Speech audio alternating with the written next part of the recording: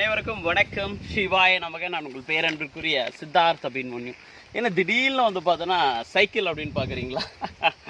இது முதலமைச்சர்னாவே வந்து பார்த்தோன்னா சைக்கிளில் பயணம் பண்ணணும்ல. முதலமைச்சர் அப்படின்னாவே சைக்கிளில் வந்து பார்த்தோன்னா பயணப்படணும். நம்மளுடைய மரியாதைக்குரிய தமிழ்நாட்டுடைய முதலமைச்சர் திரு மு.க. ஸ்டாலின் ஐயா அவர்கள் எப்பவுமே சைக்கிள் பிரியர். ரெகுலராக வந்து பார்த்தோன்னா ஃபாரின் போனாலும் சரி, ரெகுலராக அதுவும் லண்டன் போயிட்டு வந்து பார்த்தா ரெகுலராக சைக்கிள் ஓட்டக்கூடிய ஒரு நபர். இங்கே இருந்தாலும் சரி, அதே மாதிரி வந்து போகிற முக்கியமான ஆளுங்க எல்லாருமே அந்த சைக்கிளிங் அப்படின்ற ஒரு விஷயங்கள் பண்ணுவாங்க. அதுக்காக தான் நானும் சைக்கிள் ரொம்ப வருஷங்கள் வந்து பார்த்தோன்னா கழிச்சு, கிட்டத்தட்ட காலேஜ் படிக்கிறப்போ சைக்கிள் வந்து பார்த்தோன்னா எடுத்தது. அதுக்கப்புறம் ரொம்ப நாட்கள் கழித்து இன்றைக்கி சைக்கிள் எடுக்க வேண்டிய கட்டாயத்துக்கு வந்து பார்த்தோன்னா தள்ளப்பட்டிருக்கேன். இதுக்கு பின்னால் இருக்கிற அரசியல் என்ன அப்படின்றத நீங்கள் புரிஞ்சுட்டு இருப்பீங்க நான் நம்புகிறேன். சில பேருக்குலாம் ரொம்ப நல்லா தெளிவாகவே வந்து பார்த்தோன்னா தெரியும், ரொம்ப தெளிவாகவே தெரியும். ஏன்னா நடந்துட்டு இருக்க விஷயங்கள்லாம் வந்து பார்த்தோன்னா இந்நேரம் நீங்கள் அனுமானித்து வந்து பார்த்தோன்னா இருப்பீங்க.